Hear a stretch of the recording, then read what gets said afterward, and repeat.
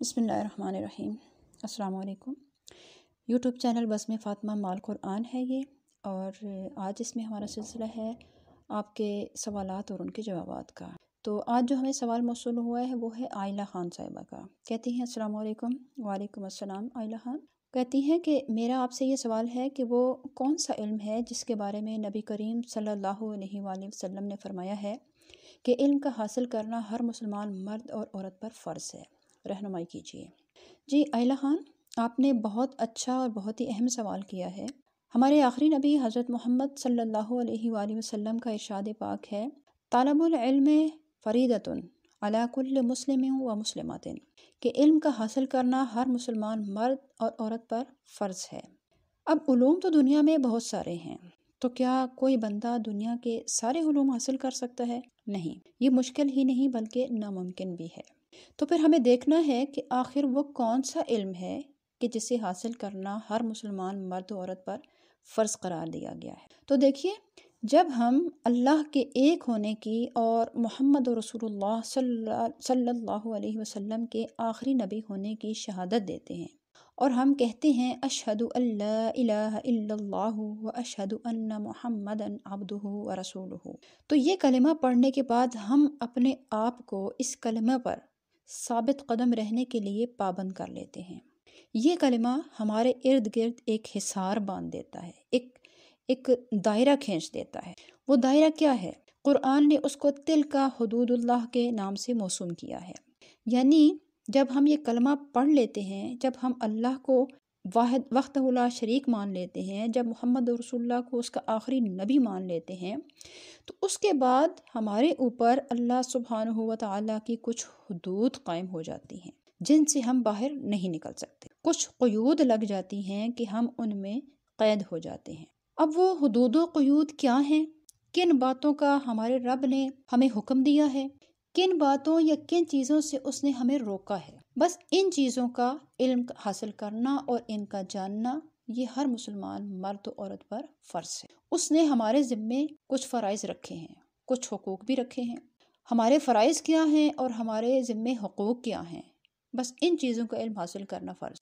کیا چیزیں ہمارے لیے حلال ہیں اور کیا حرام ہیں، انہی چیزوں کا جاننا فرض۔ ہم نے کب کیا کرنا ہے اور کب کیا نہیں کرنا، بس یہی جاننا فرض ہے۔ اب میں آپ کو اس کی ایک دو مثالیں پیش کرتی ہوں تاکہ مثال سے بات اچھی واضح ہو کے سمجھ آ جاتی ہے کہ جیسے ہمارے اوپر نماز فرض ہے، تو نماز سے متعلق جتنی چیزیں ہیں نا، ان کا علم حاصل کرنا فرض ہے۔ جیسے مثال کے طور پر نماز کی کچھ شرائط ہیں، تو اس کی شرائط میں سے ایک شرط طہارت بھی ہے، یعنی پاکیزگی۔ تو اب طہارت کے متعلق احکام کو جاننا فرض ہے کہ اسلام میں طہارت کس چیز کو کہا جاتا ہے، ہم کیسے خود کو، اپنے لباس کو، اور جہاں ہم نے نماز پڑھنی ہے اس جگہ کو، جس پانی سے ہم وضو یا غسل کر رہے ہیں اس پانی کو کیسے ہم نے پاک رکھنا ہے، ان چیزوں کا علم حاصل کرنا فرض ہے۔ اسی طرح نماز کی جو دوسری شرائط ہیں، جیسے وقت ہے، بلوغت ہے، عقل ہے، اسلام ہے، تو یہ ساری چیزیں، یہ شرائط جو ہیں، ان کا جاننا اور ان کا علم حاصل کرنا بھی فرض ہے۔ اسی طرح روزہ فرض ہے، تو روزے کے متعلق احکام کا علم حاصل کرنا بھی فرض ہے کہ کن چیزوں سے روزہ ٹوٹ جاتا ہے، کن چیزوں سے مکروہ ہو جاتا ہے، کن چیزوں سے روزہ نہیں ٹوٹتا، وغیرہ وغیرہ۔ تو روزے کے بارے میں بھی بہت ساری چیزیں آ جاتی ہیں۔ روزے کے علاوہ بنیادی عقائد میں سے ہمارے حج ہے، زکوٰۃ ہے، توحید ہے، رسالت ہے، یہ وہ چیزیں ہیں کہ جن کا جاننا، جن کے متعلق علم حاصل کرنا ہر مسلمان کے اوپر فرض قرار دیا گیا ہے۔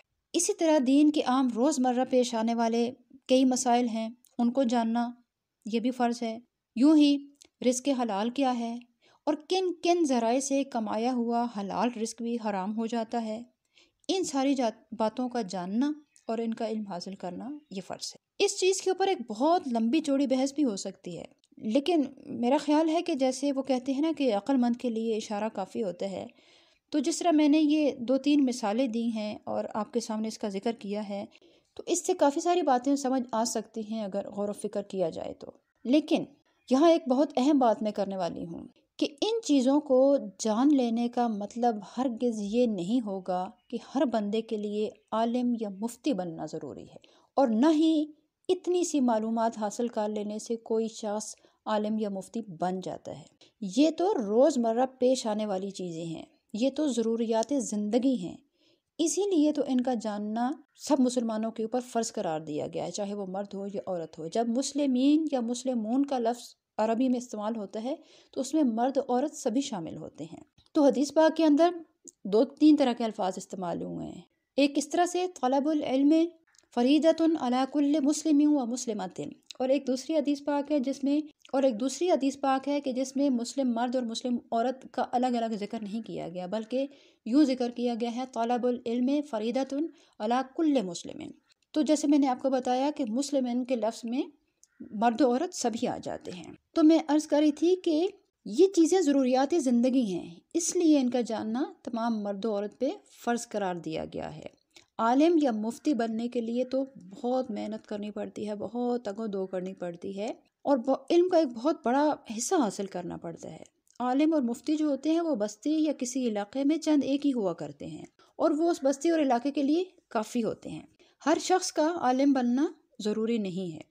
تو میرا خیال ہے کہ اس مختصر سے وقت میں نے جتنی وضاحت کر دی ہے، مجھے لگتا ہے کہ یہ کافی ہے، لیکن پھر بھی اگر کسی کے ذہن میں کوئی سوال ابھر رہا ہو، کوئی مزید آپ کے ذہن میں کوئی سوال ابھرا ہو، کوئی چیز آئی ہو، تو آپ پوچھ سکتے ہیں۔ میں کوشش کروں گی کہ آپ کو اطمینان کن جواب دے سکوں۔ آپ میرے اس چینل بزم فاطمہ مع القرآن کے اوپر قرآن مجید کا لفظی ترجمہ اور مختصر تفسیر بھی سن سکتے ہیں۔ اپنے جائز مقاصد کے لیے مجرب وظائف بھی پوچھ سکتے ہیں۔ تو اللہ تعالیٰ سے دعا ہے کہ وہ ہمیں دین اسلام کو سمجھنے کی، اس پر عمل کرنے کی توفیق عطا فرمائے، ہم سب کو اسلام کے اوپر ہی سلامت رکھے اور اسلام پر ہی خاتمہ فرمائے۔ آمین۔ السلام علیکم ورحمۃ اللہ وبرکاتہ۔